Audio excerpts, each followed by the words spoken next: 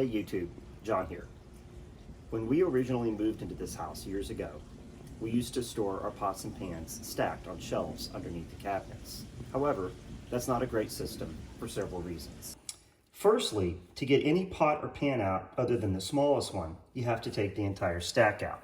Also, if you put back a pot or pan that is even slightly wet, it will stick to the others and not dry properly, which can also be bad for the finish.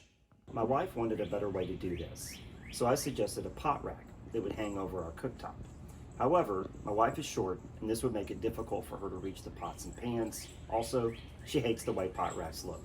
She calls them kitchen jewelry, and she challenged me to find a better way. So I'll show you a solution that turns out to be inexpensive and effective. I call it the Undercounter Pot Rack. What you can see is that I built frames out of 2x4s and scrap wood behind the dividers between the cabinet doors.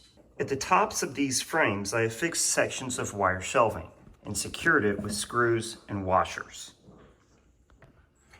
I made sure to avoid interfering with the movement of the drawers above or the cooktop base. Finally, I used pot rack hooks to hang the pots and the pans.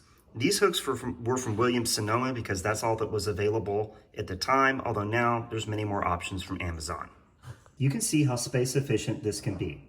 There's even room for non-hanging pots below on the cabinet floor.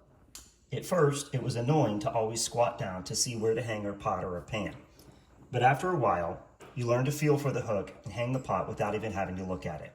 And if the pot is a bit wet, it can still dry without getting stuck to anything.